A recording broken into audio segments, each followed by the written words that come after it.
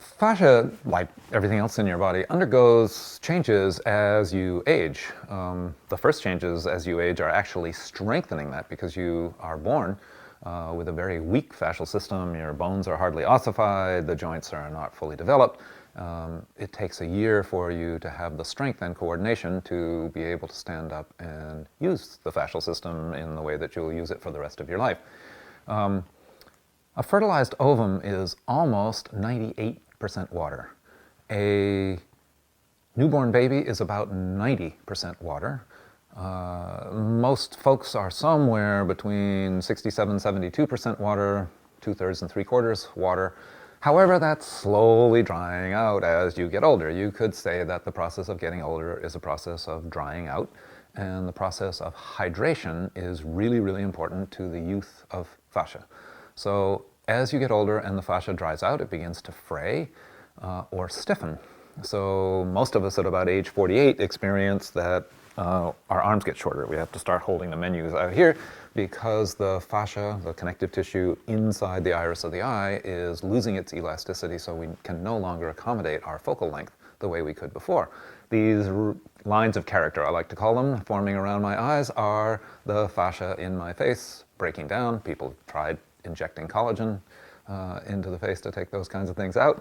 I prefer to let it dry out at its normal rate. However, you can drink a lot of water, but drinking a lot of water will help you see the insides of a lot of bathrooms and will have lots of good effects in terms of your vascular system.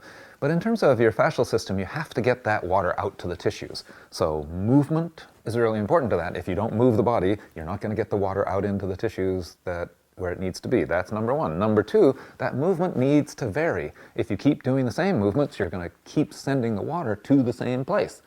So by doing unusual movements, by rolling yourself out with a roller, by getting body work in unusual and stiff places, you're going to rehydrate those tissues that have become dehydrated by the course of your life.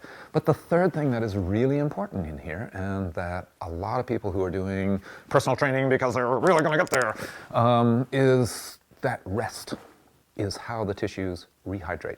When you do heavy exercise, you're driving the water out of the tissue in the same way that if you step on a wet beach, you push the water out of the sand, right? And it pushes away, and then you pick up your foot, and the water rushes back into that sand, or seeps back into that sand anyway. But you're doing the same thing with tissues. When you're really working out a tissue, you're squeezing the water out of that tendon, out of the fascia, out of the muscle, out of whatever joint tissues were strained by the work that you're doing.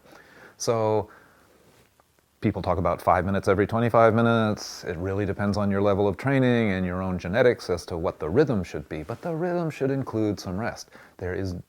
You are predisposing yourself towards fascial injury if you do not allow the tissues to rehydrate by taking the strain off of them. And when you take the strain off of them, like a sponge, they will suck up that water and be ready for more exercise.